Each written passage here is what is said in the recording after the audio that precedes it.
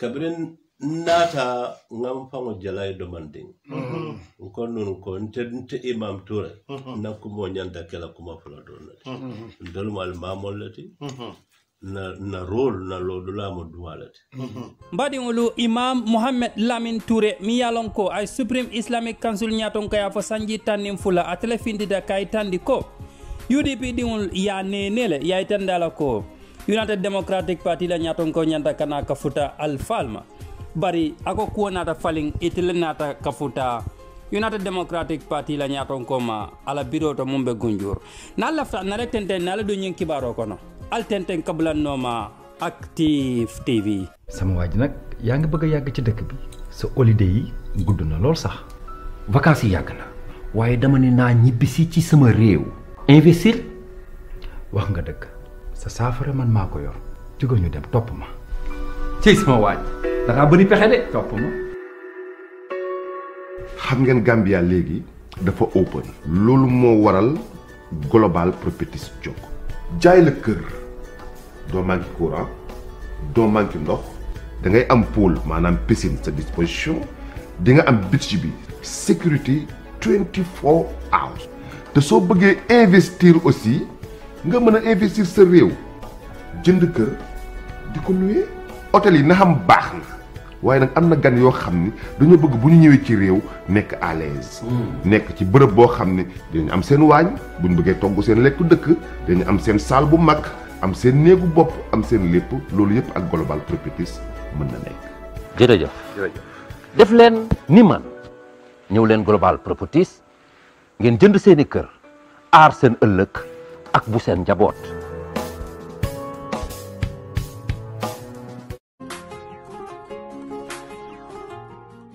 Are you a resident of France or its surrounding countries and still wondering how to send your packages to the Gambia? Or your properties got lost or have delay anytime you send them? French Touch is here to solve your problem. French Touch sends all kinds of goods except what cannot be fit in container. They don't only stop at sending, but they also sell goods like fridge, mattresses, good quality carpets, furniture, and many more. Inata bullo jora on la karola ufanan kende ma bewije simento bije adadi ma na kende ma ñunu man dangali o dambam fanana de ikamoto ki anin ka wafi nin dadi ma fanana ñun tumo tuma yesandiro kenyilma ika wafi ma konopal ime batandi dunu sikala ye dokulal so do miliyan ko sobe yata bake ifon le kela bakaso samba fela la bungo kono French Touch fela sabateri ngale kiti sila balakan gunjur birkama highway ise ka chanyo ya nino ninyi nombala alkami jeskiri. Hello wonderful viewers, wonderful subscribers. This is Active TV again for another fast and a quick update. Mbadi ngolu mbalbe kontona mbalbe jiala mbalbe bismillah la kotake Active TV pour kana kibaro bonde anan kotake mi yalon ko akabo Gambia banko kan andung abedending. Almamola mi yalon ko atobota adarajata Gambia banko kan kendeke ikafu mi yako Imam Mohamed Lamin Touré. Top Imam, the Imam who was leading the Gambia Supreme Islamic Council for 12 years, is not happy about the UDP and its leadership. Mbadi ngolu almamo coming afale nyamemi yalon ko atobota adarajata kendeke. Imam Mohamed Lamin Touré atelekata motimi yalon ko aitandiko ka fanje United Democratic Party la biroto kulam yalon ko ala dunyo mantari je hanida manding kulam yalon ko nenero wala ketaje yate samba je ako kuma kanol dol fota bul jede wolde a fanne blem wala olam awo jalayro de aya landi a fangola kan imam la diamoto aytandi fanan ko atata kenolo opposition oti Gambia banko kan aytandi le ko han alala kila Muhammad sallallahu alaihi wasallam yalan ko atala fi sata dafeon bedi aytandi le kon na nyaton kolde nyantale nga buleno ma han ayatari ka busolta ikambute imam ko president Adama Barrow mole mati mi yalon ko ay kendala jala koto andum fanan ay misilme ya fanan je adaji koto ako president Adama Barrow itella mitiwo meeting ikatan le ko president jannabi na jang akabe sallala folo jannabi na meeting bla mbadi ngolo imam anyin kuma kan sifal le banke andum fana mole matimi yalon ko ay tande ko atata kesono kenola opposition de Gambia banko kan way mu yitande wolam imam de mole matimi yalon ko president Adama Barrow bolo koma bi aba koma sama atal mi yalon ko albe video jibe ka al comment ali afoni ale mune mira nyin koto kibarol tata annata wolam imam Mohamed Lamin Touré mi yalon ko ay Supreme Islamic Council nyaton ka fa sanji tanim fula ay tande ko United Democratic Party mole mitimi yalon ko yate nenele kasamba ela biroto katu yaitan la ko honorable Ousainou Dabo mole matimi yalon ko atana nyanda kana ka futa alfalma ako bari nata alfal sika ke samba United Democratic Party la biroto ko nyin mu yalon ko wala be dending nyin ko bela mbetara monito kana wala mbetara call follow kana any information finda jembe findlale na ko indal ma jang mbedi wala Gambia banko kam fo alma ala se kayro sabatindi je nga nyatlin karre fo la fo alman se dunga kono kayra kono nga finda kono kayra kono. This is all I have for you today. This is Active TV update. Ko mi alon ko abe janjanding banko kan dunia kono mi yal naati jang kulo mi alon ko abebe sujirin alala kitiyol jongo ye kuwo kuje naye kontani alale lanyini tala naye iniyo kuya panan salon ko alale lanyini tala ni kuya kulu ni nate seniyo kuya bara se kanyang katon ko ala nene bika ni kuya kula mokan mi alon ko ibe sabala ma pale kayrol so wala atena tonya aliyen ne tara kuyaren bake aliyen tara sunuren fana bari hanin bi nga wo sunuwani wo ne kuya nga abe murundi ala kan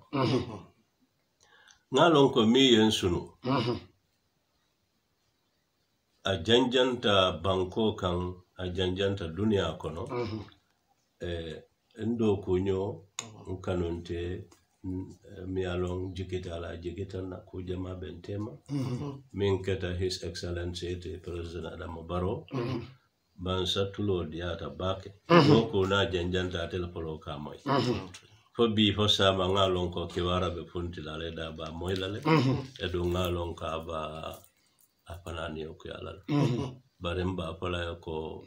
ngako ntenga ko murundi ala kanyamin mba te fana dani la fananse amurundi ala kawonya nsaba fana se sabari ala wonya kulo mi alon ko ya fana male o kamala mbese sabari se ko murundi ala kanse ala dani fanan ala men la nyini tala fo ay ni kuya dimenta koleada wala sa apalin nate mo mebe kayrol ko min be janjanding duniya kono anin banko kan abe denden te Imam Touré natala UDP la bureau to Gunjur ndi amata jefa do wala muto nyato wala keta bara kuma yata furu badi ngolo ani misil moli salong minaketa mbe suo kono monata aya itandina ko Ousainou Dabo be banko tamo abe kombole nye watu alfalu almamulu ani majlisi tiru abe wala kontonka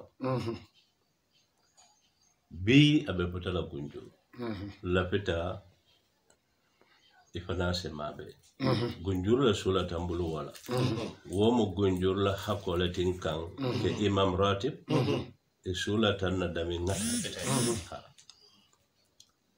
wo koto manka yinte ko dia ko ya yenkilo wodula men to fana ni bebe kukil njela wala mantala kukil bari la hakolo bari hano nya ngai tande ke la ko nyin drive o jele anata ntele kam na kumandile kabo sere kunda kanan kama purukatam nka fa na tantele kam so beta masilo la kam akonye bari sela kato be donc semabe nka okay so nata tama kabeden driver en samba nka ete pon kadon Supreme Islamic Council la president Alhaji Issa Dabo kabotala nani katate jina sele so wala na ate nyin do yenda ndambare nimbina moro nante sura la tel ni isa la bina bare mbo tama dula telephone lu siata no kam bak pour ngana ka rongo sambe lu ndawol bina kaddu ake ko e moto man trambul ibe monto ngaje foye ko ni moto bina kamal moto natan kama Mariama Kundala Johnson oto inata murundi so ko jang nata na bunkono bari ko loya kanale kana al-mamul le konto ani majlisiti ani damu al-mamul ntela mu gonjur al-mamul wala yatin kabere nata ngan koto ma kumande kay ko isina sokon kade ko loya bina ngawo komanda nata ngan do ma kumande kay ko ite stand by ba ite bijan ni lunta wala je nata do ite fanasina moli minni alon ko a nyinyata nyako do pour ye luntangol ye taraso kono ngaki baro de mbe sirimbe wole batukan drive nata akonye ko luntangol nata le mata na jakalo so katun ko ning mo nata kana al mamo konto kuful ida ye nan konto na bun kono wala ngata jamen kono bari kabira konye ko luntangol nata ngata ko auto maybe meeting obe bita ko si bidango kelal kalola wala council of elders nata punti mbula ta moto na wala nyam kabiri nyim moto gututa nata mfangoje UDP biro Allahu akbar biro bunda da alfal minu bije ani al halo be nyamin ani lontango fango jato min nata ala bonya mang nyinyin ka poronga ko te wodulato min ka wa ko son sorende tale totally bari sanyin amanke luntango nata kanantol kontonde ko falintala sin ko sini nata de konde be na yaso la kon wala ngata jamen kon bari kanan chika na bun kono kan samba biroto for the first time in my history wallahi opposition la biroto pour kata la nyaton ko kondo nyinno musinya ko Allah silan def ay tul banante kondo tel dade to kondo wallahi so e como di nyola diamo fonditan diamo ko le ata bag wo ya bayla wallahi kabrin nata ngam fango jalay do manding ko non ko nte imam toure nakko mo nyanta kala kuma fula do ndol mal mamol lati na role na lodula mo dualati o kamala sita bendula nga dua wala se so kairola se dua nga nyateling karte pa min ala sa ke kairoti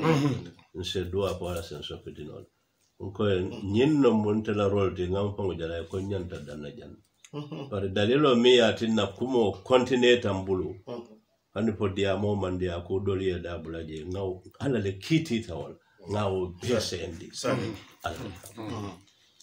bari na nyin sidula to lafta min fola e koy wolom nyinde ko nte imam tour nte kelal no opposition alhamdulillah hanin besan dawla alfam dalila saba dalila jamale ya o sabu bari dalila saba wol ko mata je folo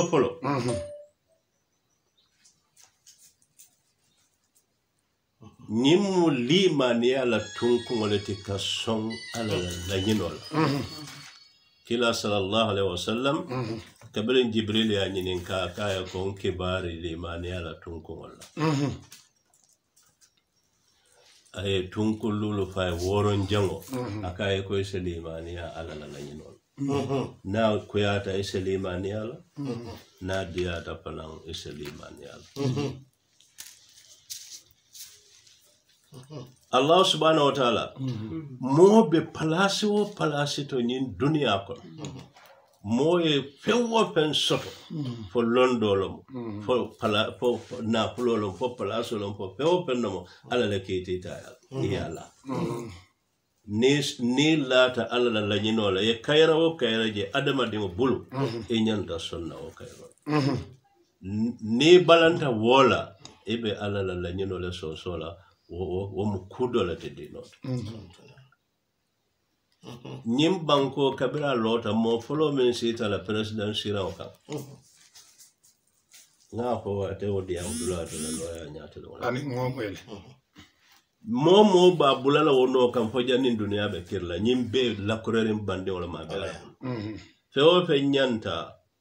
min akumasi la lun jamale ba banna lun jamale wo bebe la kurerin ala bulule pente o bayla mo fanata mo ko tutu woto wala atinna ntolu muslimolu fenten kan fo nin ala kitita min nga kafunyo la nganyo ma ko e projo e betea mo kili mo nene mam baraka fo kili ya be bete andino mo fana nene ma be tinya e mo moje ay bete mal sotole ay bete ay tinya do soto bari mo fana de kere mi alon ko doron ate ka tinya le do nene be ga fenda da wonte kenyati mi alon ko nyinyata abaraka Follow onko adama dengo se son ala la nyinol bi tilo bi ala la nyina president Barrow ay wala ke Gambia la president ala le akeji mo ma akeji atele akeji akili na pana ba bonde la noje mimben tol adama dengo le kan wolomo ka kapola ka ma ko kan ka duai kan ngani le senenda e pour nyimban ko eta nyata fulan jango man kuje kila sallallahu alaihi wasallama ya la mantolu dandala minna ko mansa soso kila en dandala bake mansa soso la foning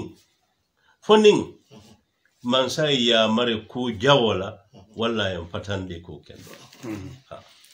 na ya mare ko alman la minna ko alkana bulano ka na yam patandi kula ala konga minke alkana bulano ka madama man yamar ku jawla man patandi ku kendola ako ala bulano ka hanna ila na fulo be busil hanna do ko tika ele pakela ko alkana mansa soso ninno mo fulan jamoti mi alon ko atinante imam toure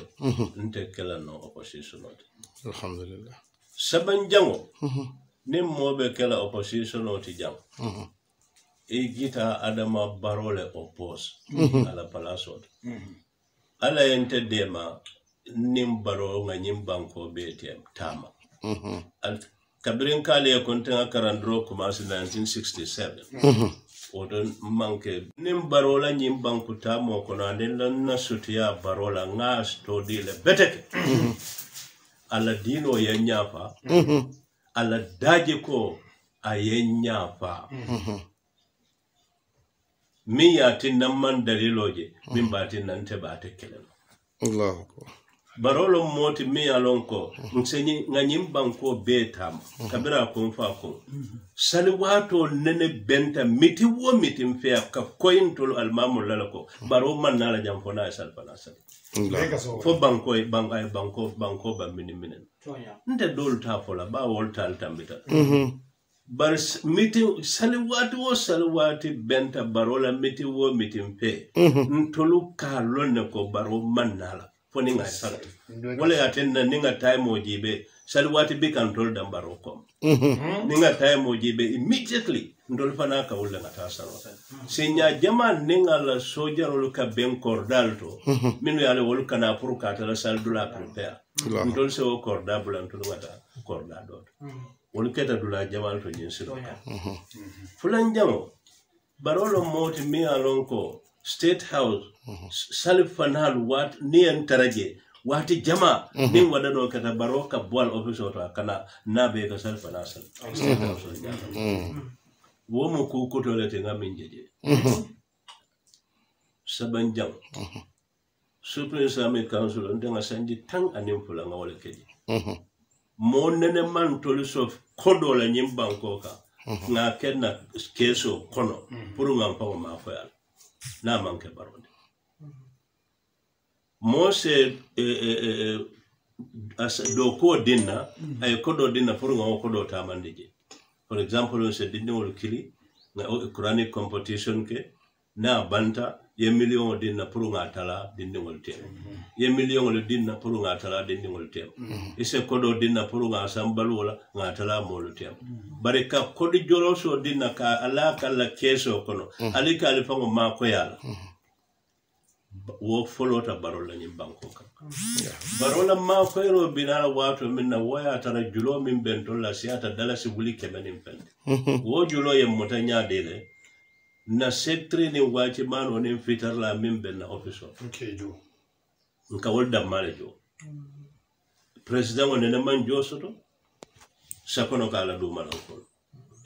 na executive of moti jen kaminjo hani alawanso hani transport mbuka di no mala ko do tembul nin karo fada nko Ibrahima jejon don do 5000 Dr. Mbaye don do 4000 ndefanga 2000 keje fongela wo karo bendinge jo wala nga wo record nin kardo fata nga don to molbul nga wo fana record nin kardo fata nga don to molbul wo continental fo kari worowla man ko do so kabrim barola nyim ko do nata wo julolu nga wo bejo wala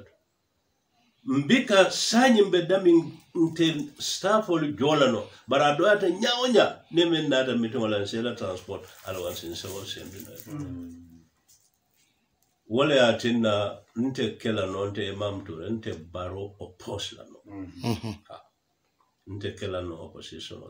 dino maya marala baro man karin ninna dino do ko tema mensa tinna nsa oppose ala daje ko man penjeje min sa tendan sa oppose ala lo nya councilo ya nin dino e mo fana ya tendan ta oppose la no so la pita nyinde se koy banko mon